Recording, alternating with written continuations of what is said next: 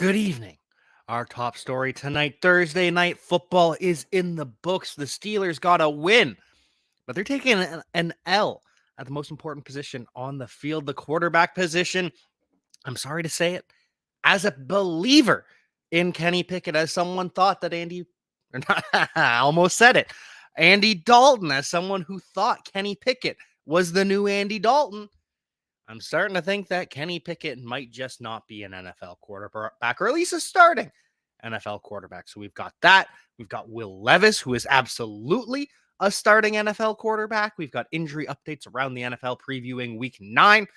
Ugly week ahead in some respects, beautiful week ahead in others. We've got some great games ahead, and we're going to be talking about it all on Player Profiler Today.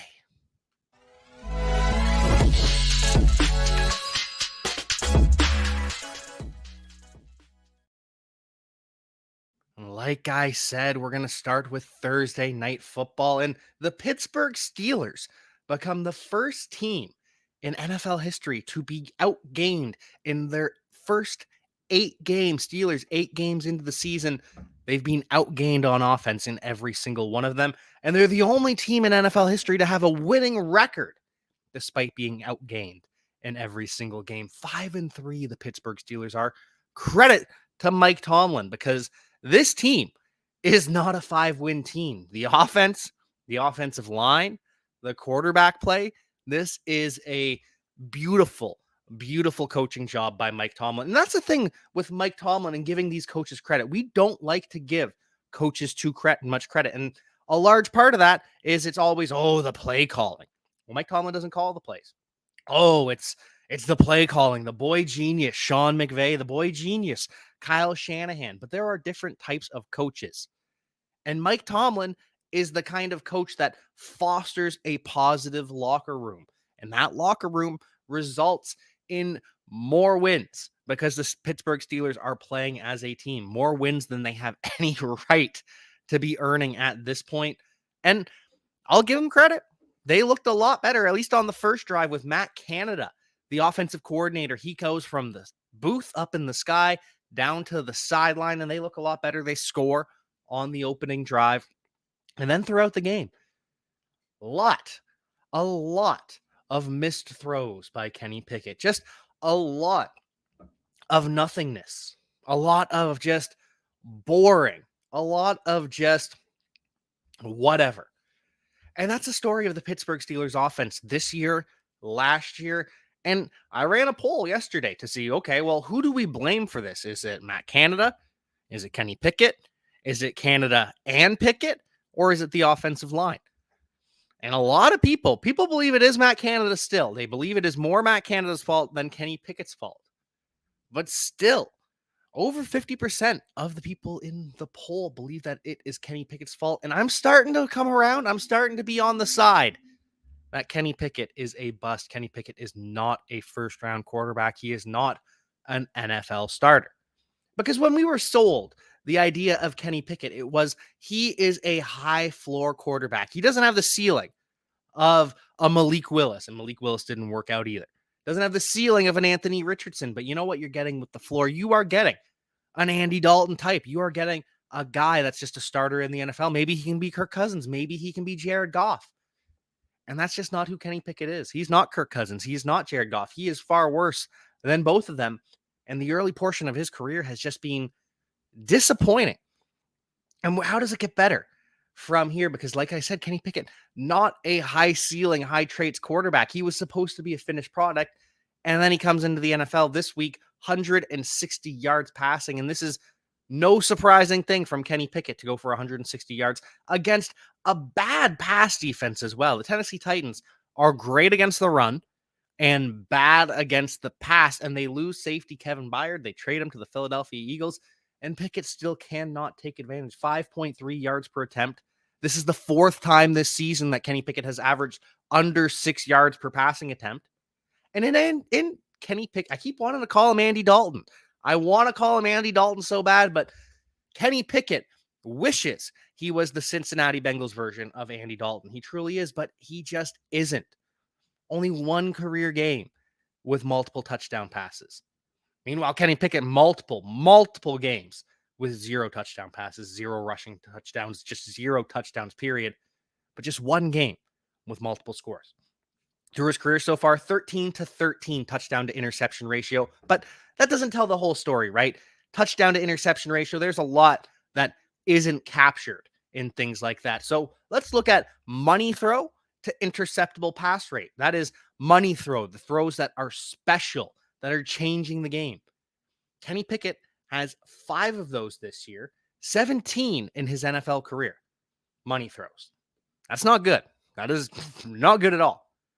And Kenny Pickett this season has 10 interceptable passes. In his career, he has 50 interceptable passes. So Kenny Pickett right now, 5 to 10, over double the interceptable passes to special throws that Kenny Pickett has made.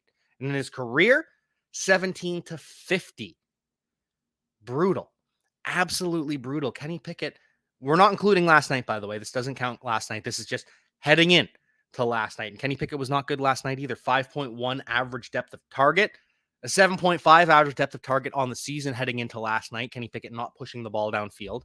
And he's just not completing passes, even when there's no pressure on Kenny Pickett, even when the offense is humming. Kenny Pickett, 32nd in clean pocket completion percentage.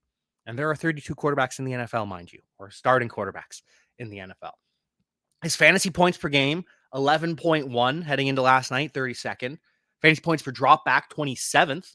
And his red zone completion percentage, when they get down near the goal line, ready to score, Kenny Pickett before last night, 26th in the NFL. Now, there are a couple things that Kenny Pickett has done well this year. Play action completion percentage, that is almost 68%, 3rd in the NFL.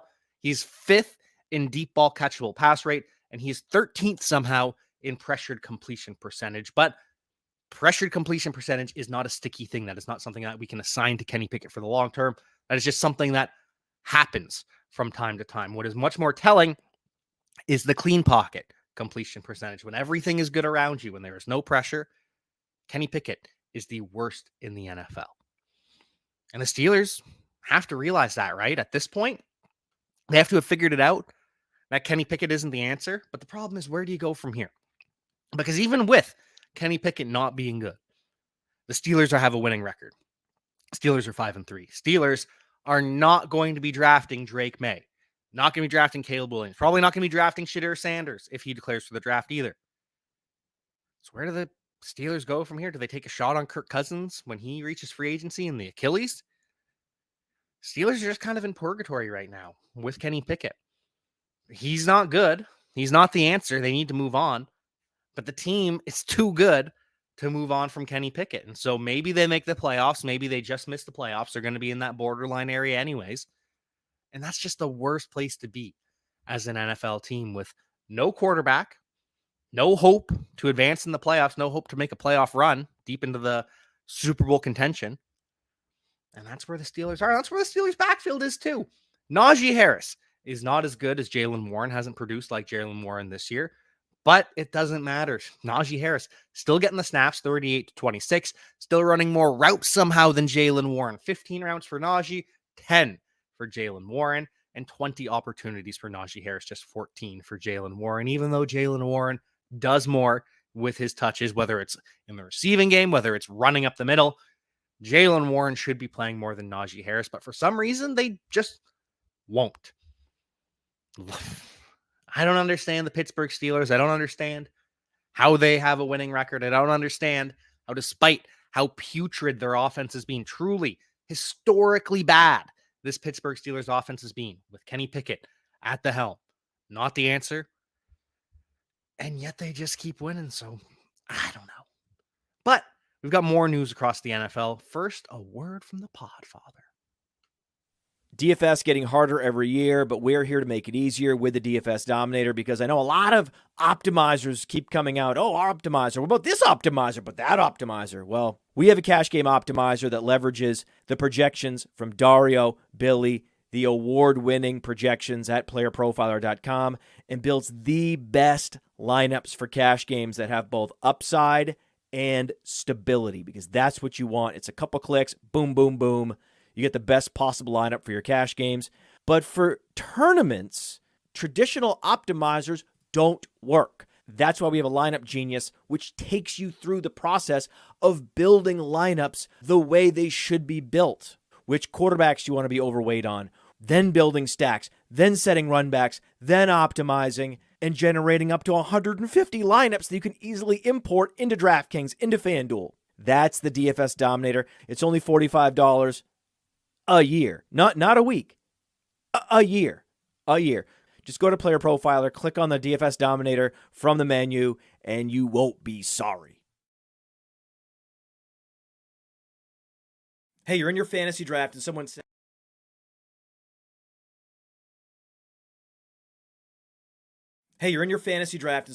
hey, that guy's injury prone. I don't want him. And you're like, I don't know. I don't think you can predict injuries. Well, guess what? Now you can! Injury proneness is real! At Player Profiler, we have the data on these players, and it's all in the Injury Finder app. Their injury track record back through time, exactly where they were injured, how severe it is. We look at the BMI data, and we crunch it all together, and we give you probabilities that a player will miss multiple games this NFL season, as well as the complete database of NFL injuries and the ability to compare two players and look at their injury track record. The Injury Finder is powerful, and it's only $5. If it's worth it to have that peace of mind when you're drafting, go get it. And so we are back, and we are talking about the guy on the other side of the field from Kenny Pickett. That is Will Levis. And unlike Kenny Pickett, Will Levis is the real deal. Will Levis, with pressure in his face all night long. The Tennessee Titans offensive line is terrible, and Will Levis stands in the pocket and looks like a star on the rise. He isn't able to get it to DeAndre Hopkins as much as we would like him to. Joey Porter has a great game, shuts down DeAndre Hopkins, 11 targets. Love to see that from Will Levis. Will Levis is smart enough to know who he should be going to when the lights are bright, when it's important. Unfortunately, DeAndre Hopkins just didn't produce. Who would have thought DeAndre Hopkins would be the one letting Will Levis down, not the other way around? But great game from Joey Porter. The Chicago Bears just looking silly trading that pick for Chase Claypool that ends up being Joey Porter. But Will Levis, 262 yards. He has 4 big-time throws and 3 turnover-worthy plays. So Will Levis is a gunslinger. He does take some risks that he shouldn't have, including at the end of the game-ending interception. Should have had a couple of those earlier in the game as well. But Will Levis still, the arm strength is incredible. The decision-making can be improved on. He can work on that. But you can't teach the raw talent of Will Levis. Pressured on 23 of 44 dropbacks, sacked 4 times, and Will Levis still hangs in there. 262 passing yards. Great game from Will Levis. Excited to see him for the rest of the season. Ryan Tannehill, I guess, could come back at some point. Theoretically, he should be on injured reserve because he has a high ankle sprain, and he had surgery on that high ankle sprain last year, and he aggravated it even worse. So Ryan Tannehill should be on IR. Technically could come back at any point, but I don't expect to see Tannehill back anytime soon. Will Levis's team, at least for now, with DeAndre Hopkins only going for 60 yards on 4 grabs despite the 11 targets. Kyle Phillips, UCLA wide receiver, slot receiver, who spent most of last year on injured reserve. He's the leading receiver for the Tennessee Titans. 68 yards on 4 grabs, 5 targets for Kyle Phillips. Leads the team. Treylon Burks, I was hoping for a breakout game for Treylon Burks, ends the game with a scary, scary concussion. Treylon Burks has movement in all of his extremities, was kept at, he didn't go to the hospital last night, was doing well enough in the locker room, working with the team's medical doctor and the neurosurgeon that they have. And after the game, he was seen in the locker room walking around. He was able to get on the bus, go home with the Tennessee Titans. So love to hear that.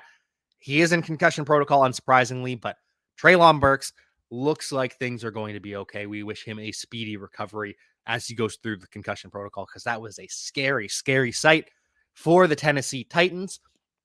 A Tennessee Titans team that leads the NFL in undrafted free agents. 31 undrafted players have played for the Tennessee Titans this year, taken a snap for the Titans. 13 Undrafted free agents have started for the Tennessee Titans, and obviously it's not all this year's undrafted players. We've got guys like Tier Tart, nose tackle, just absolutely dominating.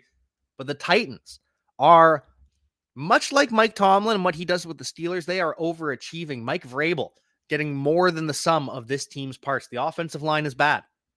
The secondary is bad. Defensive line is great for the Tennessee Titans. Great stopping the run. Linebackers are all right. Not a team that should be as competitive as the Tennessee Titans are, but here we are, thanks to good coaching. And once again, it is not the schematic guy. It is not the X's and O's wizard that we're giving credit to. We're giving credit to a guy who just understands how to coach football, to work with his players, to understand his players and get the most out of them. And that's what a coach is. It's not the glory hogging and the play calling, the wizardry that gets overhyped so much. Mike Vrabel, Mike Tomlin, two of the best NFL coaches that we have, and we are lucky to see them go to work. Updates on injuries across the NFL. Good news for the Arizona Cardinals. Kyler Murray is again off the injury report. They're going to decide either tonight while they're on the plane to the game, or they will decide tomorrow when they're in Cleveland who the starting quarterback is going to be, whether it's Kyler Murray, whether it's Clayton Tune. I've been talking all week that they're leaning towards Clayton Tune, the rookie out of Houston. But if Kyler Murray's healthy, I could see Kyler Murray first forcing his way onto the field, even against a stout Cleveland Browns defense. So we'll see who the starting quarterback is for the Cardinals. We'll see who the running back is, because Amari DiMercado looks like he's not going to play. As of the time of this recording, hasn't officially been ruled out, but he didn't practice Wednesday, didn't practice Thursday. Cardinals on the West Coast, we won't get their injury update until later, but it looks like Amari DiMercado is going to be out with a toe injury, especially after they signed Tony Jones to the active roster. So it's going to be Tony Jones, it's going to be Keontae Ingram, it's going to be Damian Williams, and you're going to be staying away from this backfield in fantasy football. None of these options are startable whatsoever. It is going to be a headache. It is going to be gross. Hopefully we get Michael Wilson. He didn't practice Wednesday or Thursday with a shoulder injury. Hopefully he gets practice in today. Hopefully Michael Wilson is active, but if Michael Wilson is out, that just means more targets for Trey McBride, the wide receiver one, even though he's a tight end for the Arizona Cardinals. And update on the backfield for the Arizona Cardinals. Amari DiMercado is out this week, and it looks like James Conner is going to be returning next week in Week 10. That's the first game that he is able to return. He reportedly looks excellent, according to Jonathan Gannon, and he is excited to get back when he can get back. So James Conner, obviously that doesn't say a whole lot, but the fact that he looks excellent right now, I think we're going to be seeing James Conner as soon as he is available. Sounds like we're going to be seeing Deshaun Watson this weekend as well. He is throwing, took all the first team reps on Friday earlier today. Not going to be limited. According to Kevin Stefanski, won't wear protection. Obviously, that's not how Kevin Stefanski should have phrased that, especially given the situation. But here we are. Deshaun Watson is going to be playing. He's not going to be wearing a brace on his shoulder. And we'll see how much zip he still has on the ball. Jerome Ford, limited in practice throughout the week. Looks like even though he does have a high ankle sprain, he's going to play through it. I'm not starting Jerome Ford. I don't trust the production while he is still limited with this ankle injury, but he's going to be out there. We'll see if Amari Cooper is out there. Sounds like he's going to be. He didn't practice Wednesday. He was limited on Thursday with an ankle injury, but sounds like he's going to be good to go. So we're going to see Amari Cooper. Maybe at a reduced clip, maybe just a little bit, but at the same time, can the Browns afford less Amari Cooper? Because they do have Elijah Moore, but they've got a wide open wide receiver 3 chair because Donovan Peoples-Jones is now a Detroit Lion. He's on a bye this week with the Lions. David Bell is out this week, and so they're going to be relying heavily on Cedric Tillman and Marquise Goodwin to fill that wide receiver 3 role, possibly filling the wide receiver 1 role that Amari Cooper currently operates. Obviously, Elijah Moore would be getting the most targets, but not good for the Cleveland Browns in terms of health in the passing game, who Deshaun Watson's going to be throwing to. But then again, Amari Cooper still probably going to play, so it's going to be Amari Cooper on one side, Elijah Moore in the slot, and then a rotation of Cedric Tillman, the rookie, and Marquise Goodwin, the vet, on the other side. David Njoku also limited with an ankle injury. We do expect to see him. Not so sure about the Seattle Seahawks, though. DK Metcalf, and again, this is a West Coast team as of the time of this recording.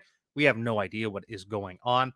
Hopefully, we have some clarity now. Make sure you check the Seahawks practice report. But DK Metcalf practices in full on Wednesday. doesn't practice on Thursday, and we have no idea whether this is just load management from Pete Carroll with the hip injury or if DK Metcalf had a setback. Make sure you check out the practice report today. DK Metcalf gets another full practice in. Then we know it's load management. If he's a limited practice today, we know he aggravated it, but he's on the mend. He doesn't practice today. DK Metcalf probably out. And Tyler Lockett, he is on the mend dealing with a hamstring injury, doesn't practice Wednesday, limited Thursday. So this Seahawks passing game might be completely banged up. And in that case, might be the week to fire Jackson Smith-Njigba up. I know he's not going to be in the top end of who you're starting, but a wide receiver 3, wide receiver 4 in your flex spot could be the week for Jackson Smith-Njigba against the Ravens with the top 2 options on offense a little bit banged up. Same with the Chargers. Josh Palmer doesn't practice on Thursday. He's got a knee injury. We'll find out over the next 2 days if Josh Palmer is going to play or not. Jets play on Monday night against the Jets. Chargers play on Monday night against the Jets. We will find out if Josh Palmer is playing or not. If Josh Palmer's not playing, you would think that Quentin Johnston would have a breakout, right? But that's probably not going to happen. It'll probably be a Gerald Everett game, Donald Parham game. They're both practicing in full. I don't know. But at this point, I would be shocked for a massive Quentin Johnston breakout. Instead, we'll probably see Jalen Guyton activated from injured reserve and taking the snaps instead. Moving on to the Green Bay Packers, Aaron Jones limited Wednesday and Thursday, as is Luke Musgrave. Aaron Jones has a hamstring. Luke Musgrave has an ankle. Expect to see both of them playing on Sunday. I just wish the world was different and Aaron Jones didn't suffer that hamstring strain on that breakaway touchdown. I wish he just coasted into the end zone. Think if Aaron Jones was fully healthy all year, I think he was on a way to a truly, truly special season, at least as a receiver. What could have been with Aaron Jones? Hopefully he can get healthy at some point. Looks like Josh Downs is going to be okay. He was added to the injury report on Thursday with a knee injury. He does get a practice in today, so we expect to see Josh Downs after that brief little scare. Do not expect to see Darren Waller. He is going to be out. He's got the hamstring injury. Injured reserve still has not been ruled out for Darren Waller. That could happen today or it could happen tomorrow. Could even happen Sunday before the game. But if Darren Waller isn't put on injured reserve before the game, then I expect Darren Waller to be back in less than 4 misses, because if they don't put him on injured reserve now, then they put him on injured reserve later. That'd be another 4 games, and then it would end up being 5 games missed. So this is the weekend to find out if Darren Waller's going on injured reserve or not.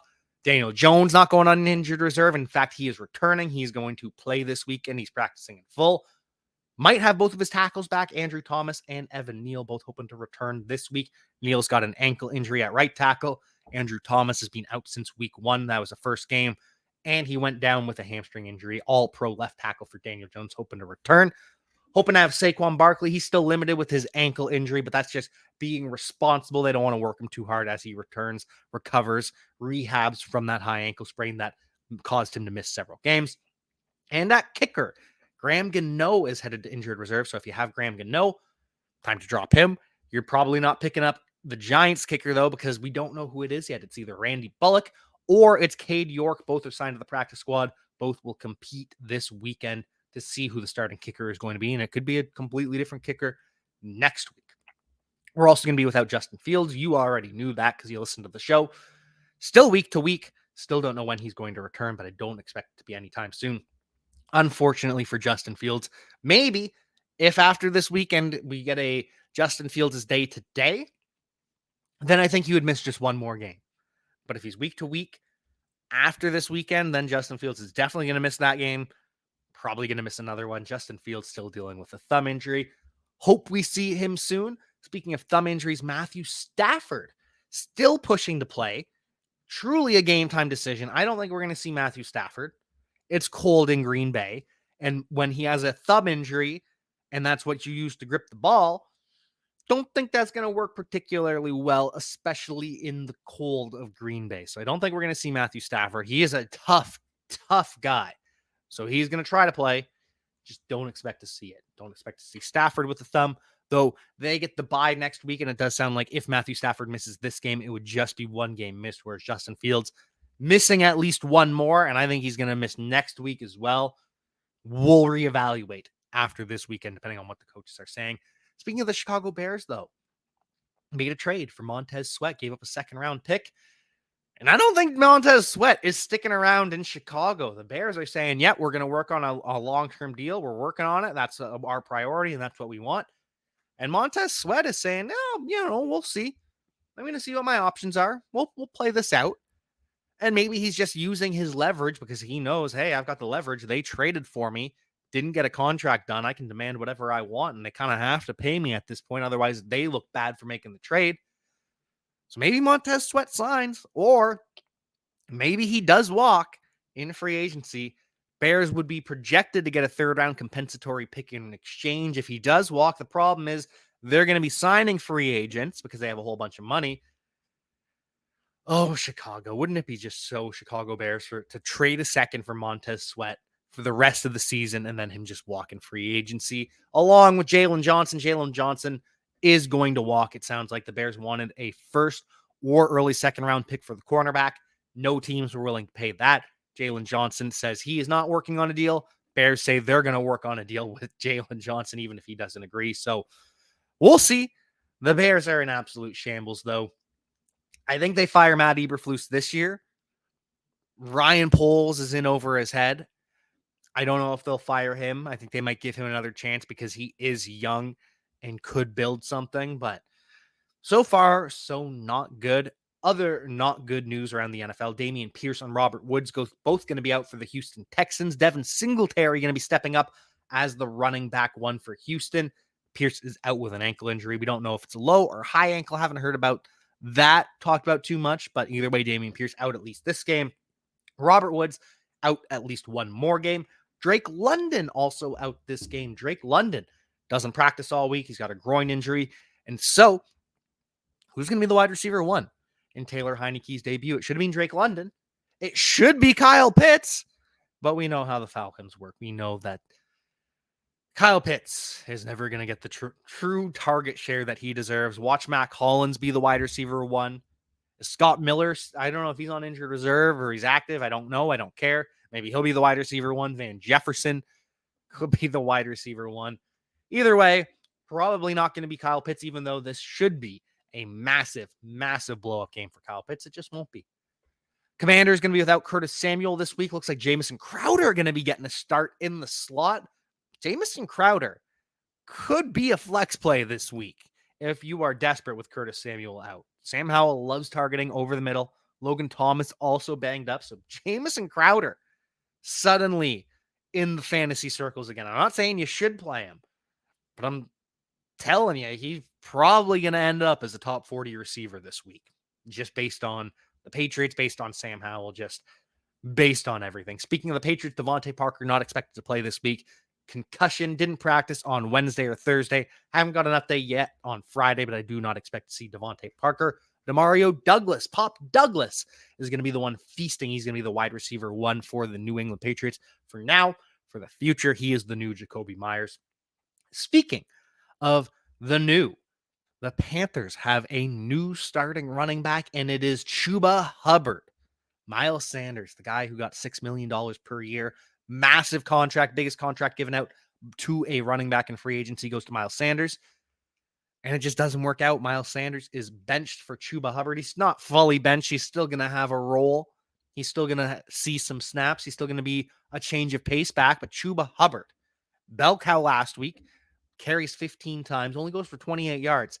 That's the only reason Chubba Hubbard isn't rostered everywhere. If you're listening to Player Profiler, probably rostered in your league, but I think he's still under 50% rostership in some platforms. So Chubba Hubbard starting this week. Miles Sanders no longer fantasy relevant. Final piece of news around the NFL. The Raiders are starting to feel good. They are happy now that Josh McDaniels is gone. When Josh McDaniels arrived, he got rid of all of the fun.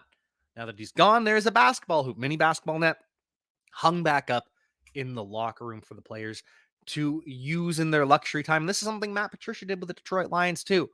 They had a cornhole board, and he got rid of it. It's just what Patriots coaches do. They get rid of the fun. And now Devontae Adams is having fun. He's ready to run through a wall for Antonio Pierce, the new head coach. Hunter Renfrow no longer feels like he is walking on eggshells. Things are good for the Las Vegas Raiders. We'll see if it amounts to wins. We'll see if Antonio Pierce becomes considered for the actual head coaching job. But for now, life is once again good, at least for the Las Vegas Raiders players. And if they're happy, then maybe Devontae Adams and Josh Jacobs return next year. Because the track they were on, they were both going to be gone. So that will conclude our show here for tonight. Enjoy week 9 because it is a beautiful, beautiful week 9. We've got Kansas City versus Miami, the Chiefs versus the Dolphins in Germany. One of, if not the best games of the NFL season. That's going to be happening at 9:30 a.m. Bills-Bengals going to be in prime time. Josh Allen practices in full today, practices in full yesterday. Josh Allen, good to go. Obviously, he was not missing this matchup with the Cincinnati Bengals. Josh Allen, Joe Burrow, that is going to be lights out. Cowboys and Eagles play this week to battle for supremacy in the NFC East. Back to Kansas City, Miami. No CEH. He is out with an illness. Jerick McKinnon dealing with a groin injury, so expect a big game for Isaiah Pacheco. And as for the Dolphins, they're starting to get healthy. Jalen Waddle, he's practicing in full. Raheem Mostert limited throughout the week with that ankle, but he's going to be fine. He says he is ready to go. Dolphins getting their left tackle Teron Armstead back, officially questionable, but expect him to play. Center Connor Williams is expected to be back. He's questionable, but expected to play. And Devon Achane is just 1 week away from returning. He's not going to play this week.